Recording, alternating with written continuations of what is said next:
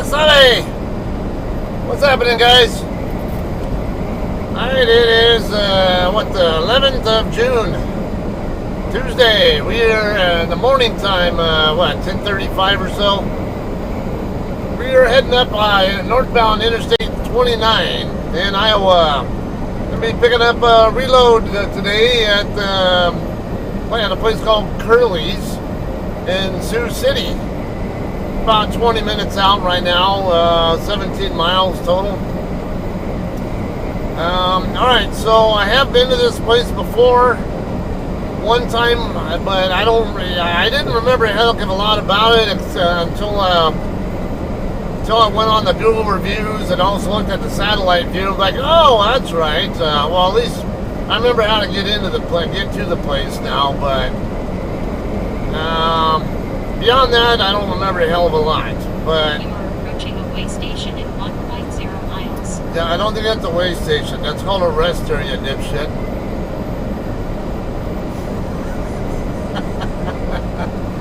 And I already had it trying to tell me I was coming up on a way station earlier on, not too far on this side of Council Bluffs that didn't exist.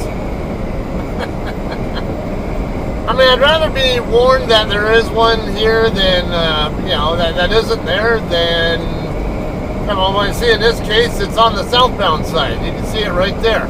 So why am I getting notified about it on the northbound side? I don't know. It'd be nice to not only get the alerts if I'm on the correct side of the freeway. I don't know. I think they should have it set up where, like I say, only when you reach within 5 miles of the place and a mile of the place on the same direction that you're coming from to get to it would make a lot more sense to me. Alright, anyway, we just got through delivering a load this morning at the Cardinal Healthcare Facility in Omaha, Nebraska. Hope you guys saw that one already. I spaced the videos out at least a day apart, so it's not, I don't like overwhelm you guys, and not to mention it sometimes takes me time to get to get all the videos edited and all that. So I had a delay getting that pickup, that delivery, that pickup for that load that I just delivered this morning. I didn't get that online until this morning. And, it's only in 4 days. It was just, had too much going on. Never got a chance to get to it until today. Basically until I was able to get it online this morning. So that's sometimes, it's kind of how it works out when it comes to vlogging. Alright, anyway, so I'm going to talk about something here that's aircraft related that I found kind of amusing, and I'm going to give you guys a little bit of enlightenment about some stuff if you ever run into this kind of a situation while you're on a commercial flight. So, guys, many of you guys who watch me regularly know that I'm a retired Air Force aircraft mechanic. With that, I've had a lot of experiences with either personally recovering airplanes. Recovering means I'm just marshaling it into a spot, or once it lands, either towing it or marshaling it back to wherever it needs to be, depending on the situation. Usually it's just they taxi in on their own power, and I just marshal them into the correct spot and line them up right and all that. But there have been times where I've had to actually go out to the runway with the tow vehicle and actually tow the aircraft off the runway too. We've had some interesting ones, but case in point, why I'm bringing this one up, there was a recent incident from in-flight emergency, or as we call them IFE, involving a Southwest Airlines there. I think it was Southwest, or was it United? I want to say Southwest. And, alright, so basically they had a tire blowout. I think it was while they were taking off. So then the flight crew basically decided to turn back around and come back into whatever airport they were coming into. They had just taken off from. I forget which airfield it was. I don't remember if it was Chicago or somewhere else. But yeah, So there's a standard protocol that is followed with in-flight emergencies, no matter how serious or not so serious the issue is. Now, what's maybe not so serious? Smoke in the cockpit. That oftentimes is just a dirty sock for the air, for the HVAC and the cabin filtration system.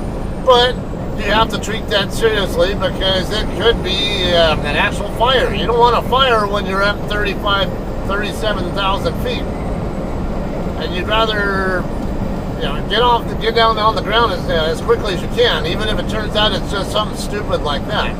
Yeah, I've had so many times where we recovered an aircraft that landed with smoke in the cockpit emergency, and it was just a dirty sock. I've also had another one where the nose gear would only steer in one direction and not the other. I was on a KC-135. I had another one where they had an anti-skid failure, and usually when anti-skid failures happen on aircraft, it causes the brake on the affected landing gear to lock up. Or brakes on that landing gear to lock up. And when that happens, when you touch down on the ground, you're going to at the very least be blowing tires. Maybe even going sliding off the runway. And I actually did have to recover one off the runway that did a ground loop, as they call it. Basically, it was facing this way and ended up doing a full 270-degree horizontal loop, is what you might refer to it as. Where the aircraft was supposed to be facing northbound, and it was now facing eastbound, but made left turns to do it. Okay, so I'm a little bit reluctant to pass these guys up here because I know I'm only 5 miles away from my exit. But anyway, standard protocols that are followed, no matter how serious or not serious the in-flight event is. And maybe I will go around this Explorer or whatever that thing is. They look like they're a bit distracted and playing grab-ass games or whatever. And now people squeezing between me and them is not helping because I'm not a tailgater. Get off the freeway here, pickup. Come on. Oh, good. Even better than the Explorer is, or minivan, whatever it is. Looks like an Explorer. Wow. Oh, my God. Whoa! Whoa! What an idiot! What a fucking moron! Good job, moron! You almost caused an accident there, you fucking idiot!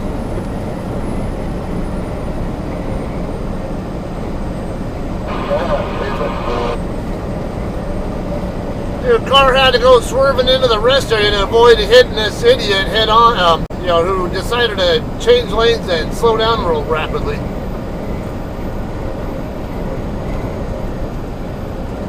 Wow, that was close. Oh my, that was complete stupidity. I saw him slowing down over here behind me. I was expecting him to pass me, and I was sensing him slowing down to drop in behind me. And man, he's right at the very last moment there. And I saw that black car coming up on him kind of fast too. I'm like, that could have went really bad. I was ready to stop. Yeah, because I got dash cam footage of it, obviously. So do you. Alright, so anyway, let's get back to when there's an in-flight emergency, doesn't matter what happens there, the flight crew, nowadays they call it a Mayday or a Pan-Pan, just like they do in maritime travel. And it used to be, though, it would just declare an in-flight emergency. That was it. But now it's Mayday, or Pan or whatever. And, okay, so they're calling a Mayday. Fire department at the airfield is going to have a standard protocol that they have to follow. It doesn't matter. If there's a high likelihood that a plane's going to land safely on its own and not have any problems, or if it's a serious issue. But anyway, fire department now on a civilian, on commercial airfields. So FAA has what you call ARFF or ARF. That's basically a standard on air. Basically, what it stands for is air rescue and firefighting. Basically, and so you have ARF standards, and the ARF standard is at least three. I think 3 water, foam trucks, basically.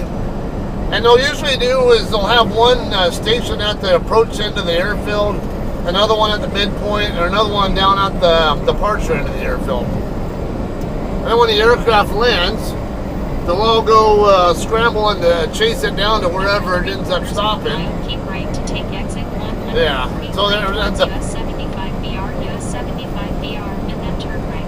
Okay, I only have this on for you guys, by the way. I don't need it myself. But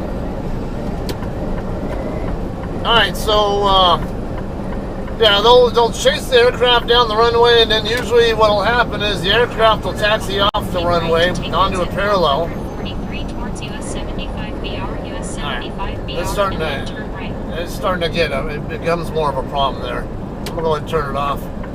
Anyway, they'll get off the taxi onto the taxiway, and then the fire chief will actually get out and inspect the aircraft. Then they'll also communicate with the pilot, and they'll take a look at whatever needs to be looked at, because sometimes it could be like maybe a number one engine caught fire or something. That'd be like a left wing engine, and that kind of situation. They might have you emergency egress the aircraft after you. Dude, we got a green. Oh, never mind. I was like, we got a green arrow, but no wonder he's not moving. He can't go anywhere because the gridlock up there.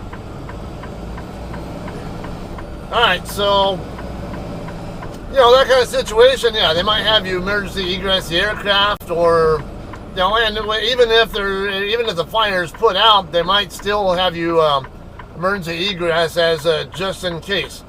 Just think of these IFEs as, it's better to be prepared for nothing than it is to not be prepared for something.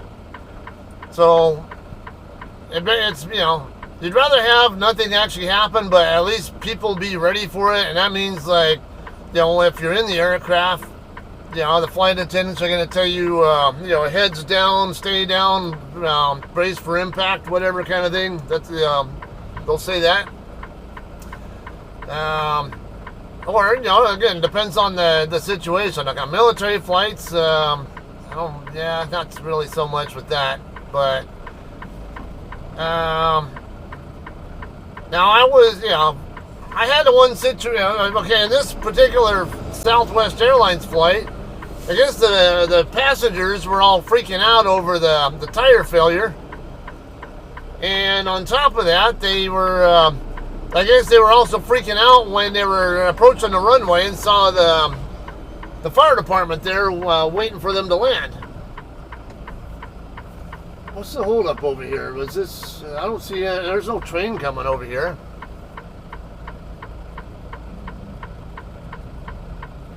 Anyway, yeah. So they'll freak out over that, thinking that it's the worst case scenario. But it's just be prepared for nothing. Don't be not prepared for something. So that's all they're there for. Now, Air Force operations, they usually will have 4 trucks. At least 3. Usually, often will have 4. And on top of that, again, it's, I don't know. I've seen so many in-flight emergencies myself. As the crew chief, recovering the aircraft or watching other airplanes from other units on base, and also. I was actually personally on a commercial flight that had an in-flight emergency. I was on my way back home to my home station in Tucson, Davis-Monthan Air Force Base, from Aviation Air Base, Italy. And so I flew from Venice down to up to London, Gatwick Airport.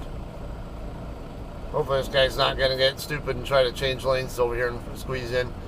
Anyway, yeah, we stopped at Gatwick, and then I was supposed to fly on a Northwest Airlines DC-10 from Gatwick to Minneapolis, St. Paul. And then it was supposed to continue from there. I think, I don't know if it was to Tucson or to Phoenix, one of the two. But anyway, that next day, because I stayed overnight, and then I get on the Northwest flight, and we take off, and we only get about a few thousand feet into the air, like right around when we're getting into the clouds or so. All of a sudden, I hear the left wing engine, boom, boom, boom, boom, boom, boom, boom. And as soon as I heard that, I knew there was something not right. I knew it was the engine as soon as I heard it. It didn't really, to me, it didn't sound like a compressor stall. I've heard compressor stalls while doing ground maintenance runs. So, and it's usually like a bang kind of sound when you hear a compressor stall. So when I heard that, I was thinking, did they just cage the engine? I mean, now caging the engine means they pulled the fire emergency T-handle. And so I don't know if that's what they did, or if we, as we call it, fought out the engine from maybe some birds going into it or something. The Miracle on the Hudson flight, with Captain Sullenberger. That's exactly what happened, is birds went into the engines and fought out the engines and disabled them. So I don't know if that's what caused that engine to fail or something else. I never did find out. But anyway, we had just gotten off the ground and it was going to be an 11-hour flight, so we had a ton of fuel on board. Now, believe it or not, you can actually take, you have to be lighter to land than you can be to take off. Now, obviously, you're naturally going to be lighter when you land than you are going to be when you take off, but you can't, let's say if your aircraft is max weight, its max weight is 400,000 pounds, you're probably not going to be able to land at 400,000 pounds. You're going to probably have to, shit. This intersection's gridlocked anyway, it doesn't matter. You might have to get down to like 300,000 or so before you're allowed to land. And so, what do you do when you take off and now you're 100,000 pounds too heavy and you have to emergency land? Okay, so aircraft, they have, most of the aircraft, Airbus don't tend to have them as much, I think, but Boeing aircraft usually always have what you call a fuel jettison system. And basically there's these pipes that usually on a lot of aircraft, you'll see it on the, usually see it on the wings, like in between the ailerons and flaps or something. These pipes that go back, and all the fuel will come pissing out through that. And there's two left turn lanes, so we'll stay in this lane here. All right, so yeah, they'll jettison out the fuel. They'll fly, and so in my case, yeah, we were in exactly that kind of situation. I don't know what the max landing weight or the takeoff weight was on that particular flight, but we had to, once they got made sure everything was under control and they went through their engine loss checklist, the captain got on the PA and told us that was the number one, the left wing engine shut down, and that we were gonna fly around for about 20-30 minutes. Yeah, about 20-30 minutes dumping fuel, and then we would return to Gatwick. So we turned back around, and we eventually, we're flying around in a holding pattern. I could tell some people were concerned, but to me it was like we weren't losing altitude, we weren't losing speed. At that point, I was pretty convinced that we were going to land safely. I wasn't worried about it personally, but I know that a lot of the civilian passengers who aren't used to who don't know the world that I knew were concerned. And I remember they, when we're coming in to land, eventually, of course you can see the firefighting trucks down there. And I could hear people, oh my God, they got fire trucks down there, like they're getting like all freaking out and stuff. I'm like, so I think I was telling the people around me, don't worry about it. That's standard protocol. we're a pretty good, strong chance we're going to land safely, but they have to have them there as as a safety backup. So, but some people were concerned, and I was just like, just kind of laughing about how concerned these people were. I'm like, and it to me it was going to be a mostly routine landing.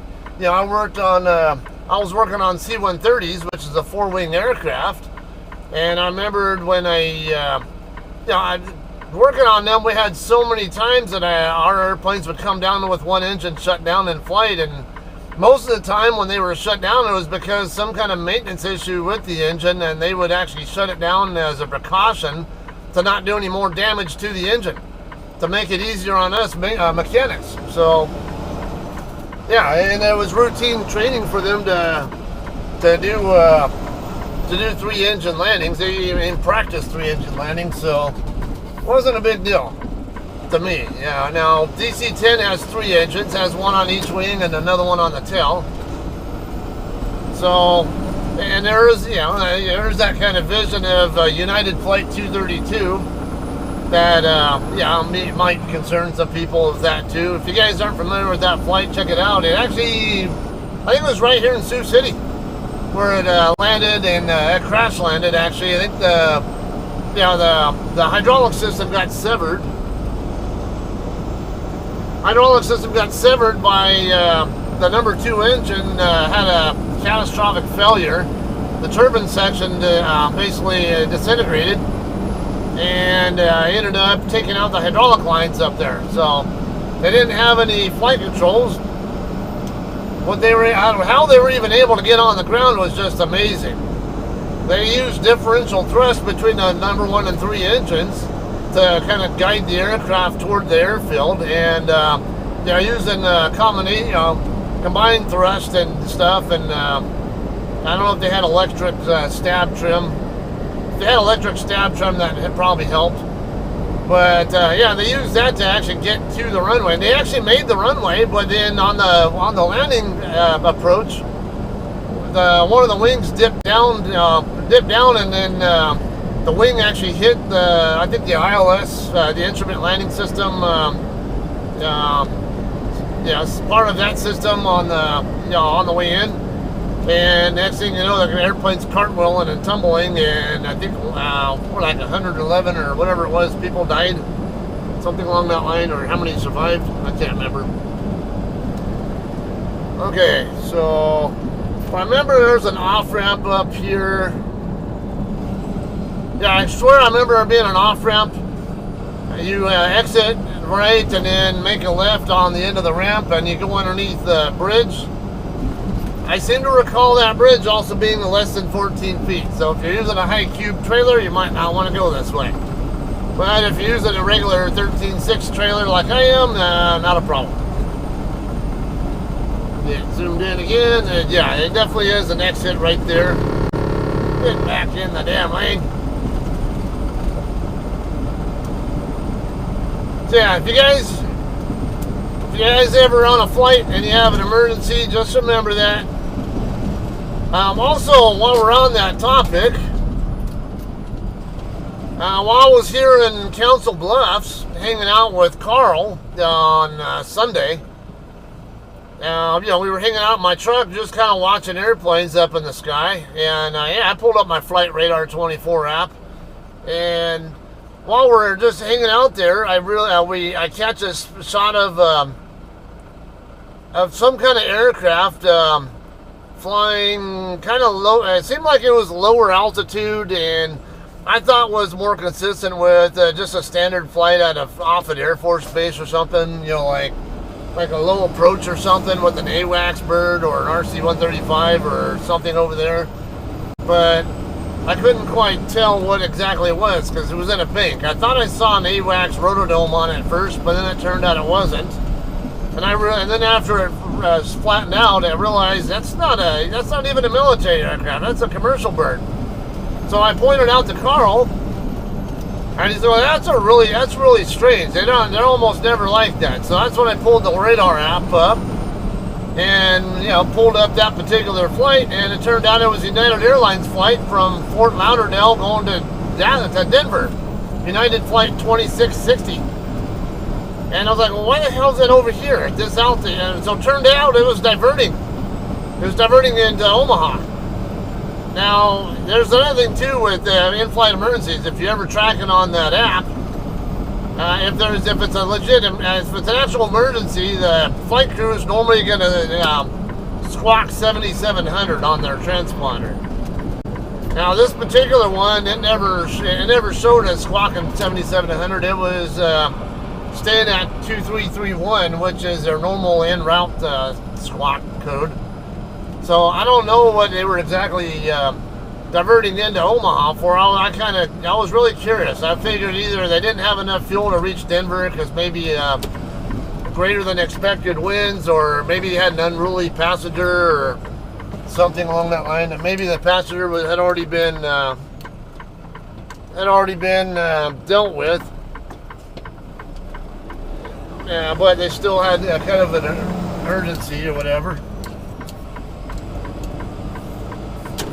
Okay, yeah, I do remember that being screwed up turn there. Alright, so this sign here, this bridge does not have a clearance sign on it, which indicates it's probably 14 feet or higher. So, not a problem then. I thought I remembered it being lower, but it's... So, never mind. It looks like it's high enough even for a 14-footer.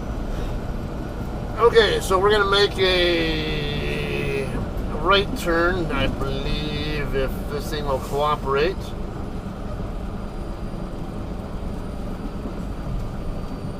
Yeah, I think this turn right here. And then you'll go up to the end of the street, and a guard will usually come out to meet you up here. It's actually even badged at Smithfield. Okay. Yeah, we're going to park right up by where this other truck is up there and check in with the guard right there, and then they'll direct us on what to do here.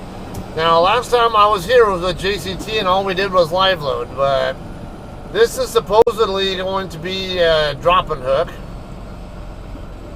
At least my load info says it's preloaded, so we'll find out. I'll wait on this guy to finish getting checked in, and then we'll check in ourselves.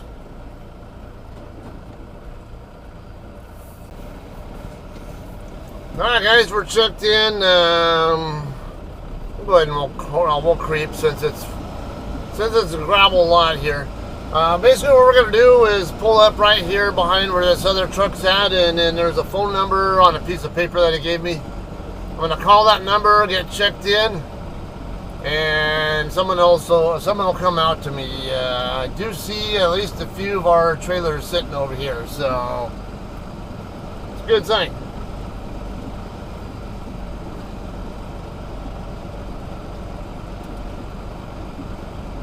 Let's see, I see at least 3. Plus another one in the dock door right now. What's that one that's in between the JCT trailer and the Hirschbach trailer? No, that's someone else's. Okay.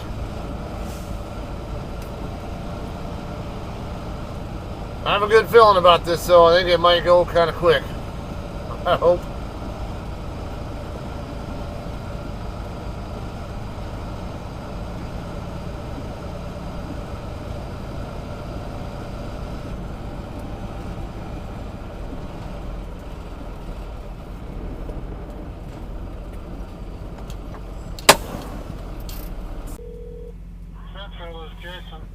Hi Jason, this is Scott with Hirschbach, checking in for pickup.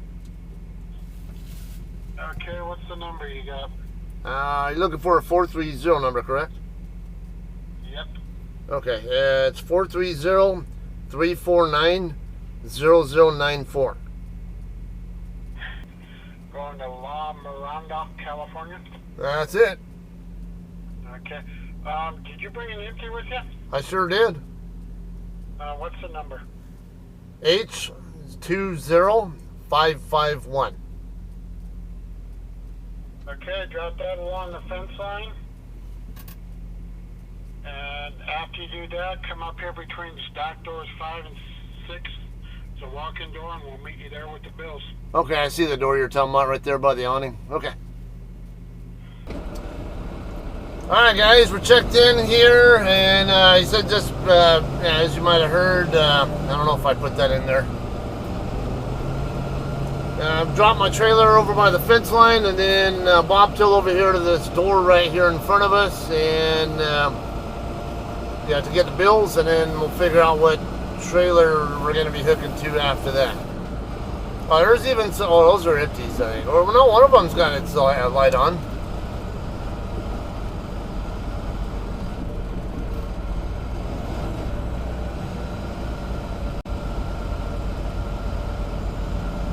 Wait on this guy here. Is that Development? That's the name of his company.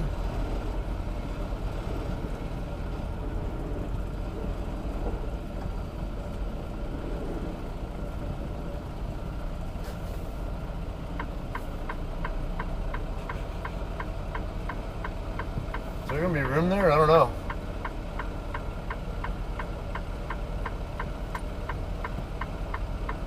Yeah, might be room there for me to park on the other side of him. So let me get my trailer pointed in that direction while he's busy working that.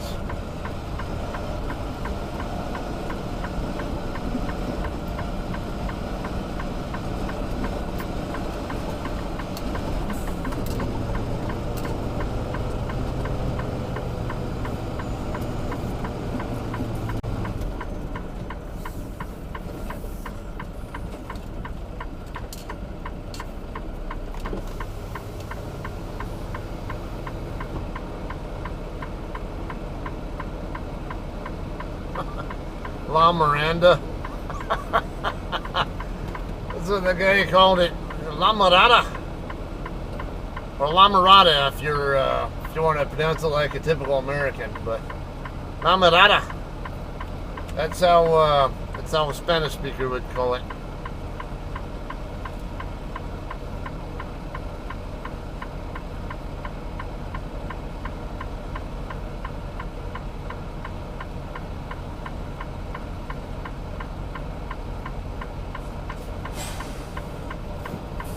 Okay, so what I'm going to do is swing a little on the wider side, that way, there's plenty of room over there.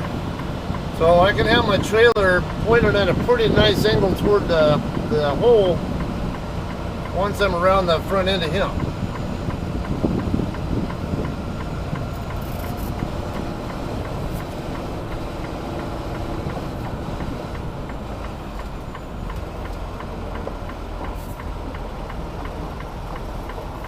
I'm way wide a lot wider than I wanted to be.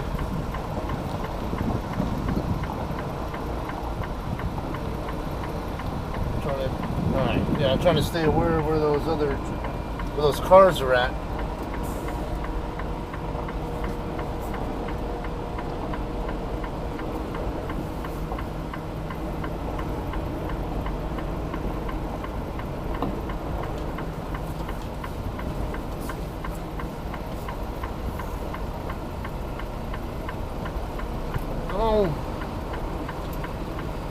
Let me double check where I'm at in relation to him here. Pretty sure I'm clear, but I want to double check. Yeah, I was good there.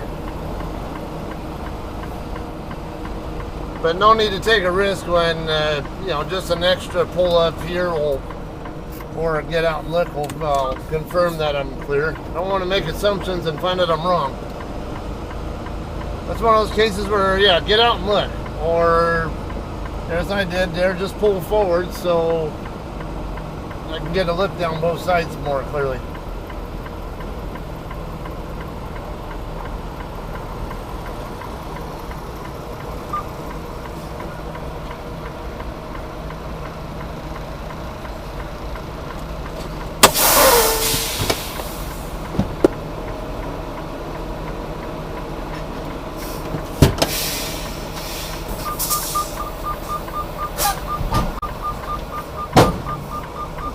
Alright guys, we are done dropping our trailer.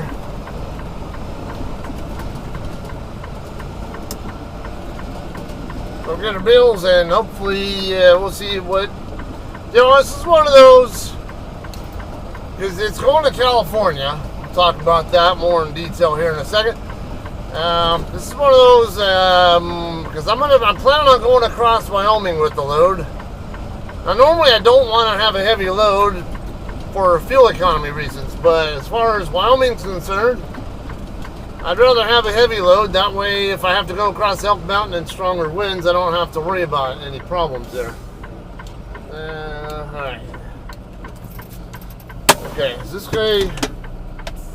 Oh, that guy might be the guy for my bills. Let me check. Alright, quick and easy. So, let's see. Ah, come on. Uploaded. Okay, 30469, which is the Hirschbach trailer right over here. Gonna hook to it and pre-trip it and all that, and then we'll get out of here pretty soon.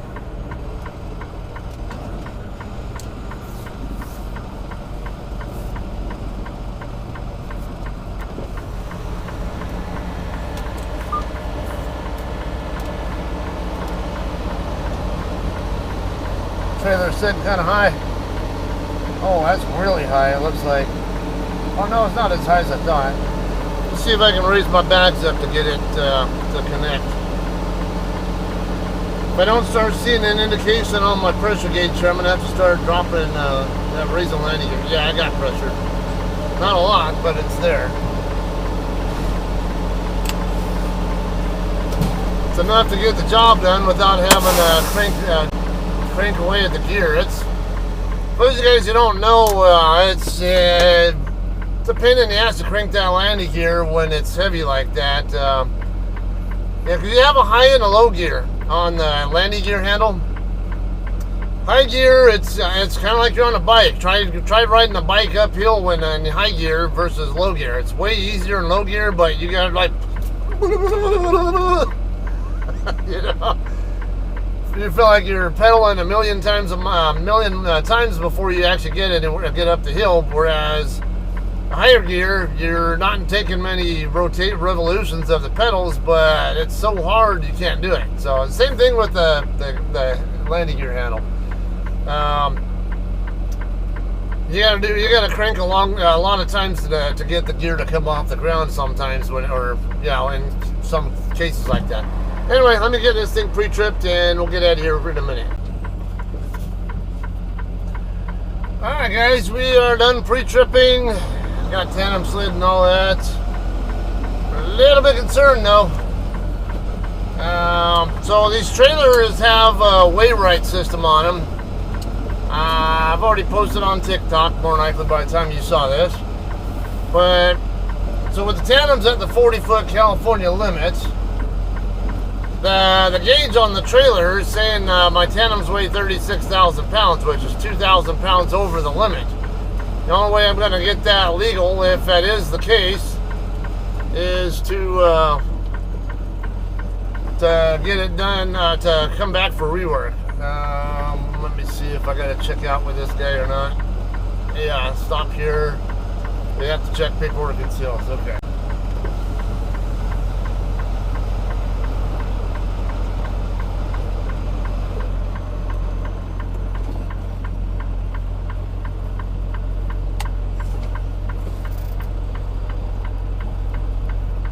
Is there room for anybody to go by if they need to?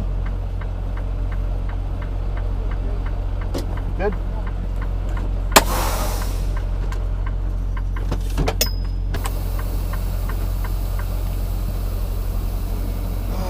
Alright guys, we're all done checking out here. Okay, so yeah, now there's always a possibility that gauge is not accurate, so, and I'm hoping that to be the case because I'm going to have to weigh some options here. Because if it really is 36,000 on the tandems, there ain't no way I'm taking it across 80 and down 15, yeah, I-15 into California that way. Because that weigh station just on the California side of the border is always open 24/7. And yeah, what I'm seeing here, I look like I got 31,000 on the drive, so that does kind of suggest that it might indeed be too heavy on the tandems. But we're not really, I gotta be on flat level surface to really know for sure. And I don't know how flat that spot was that I was on. The drive axles were on the dirt, and then the tandems were on the asphalt. So maybe we'll get lucky. I don't know. But anyway, yeah, I'm gonna just come down to the pilot that we passed by earlier and scale it out. I won't drag on the video just for that. So I'm gonna go ahead and call this one a day. I'll let you guys know though that it's going to U.S. Foods / Super Value, whatever you want to call it, in La Mirada, California. I think I mentioned that already, that I was going to La Mirada. So anyway, that's what's up. It's due on the 14th in the morning, and it's that same afternoon I have an appointment. So yeah, should be good to go. And then the following day, got my my memorial for my dad, and I'll be back on the road. So I should be vlogging the delivery though. So I will see you guys in La Mirada. Okay, y'all have a good day. Thanks for hanging out. And damn, what kind of fucked up turn is that? All right, we'll see you guys. Kind of a nice parting shot. That's a KC-135 right there. I used to work on that aircraft right there. That's how I know what it is. Interesting. I forgot that they have a unit out this way. Okay. All right, now I'm out of here for real. So, you have a good day. We'll see you guys in California.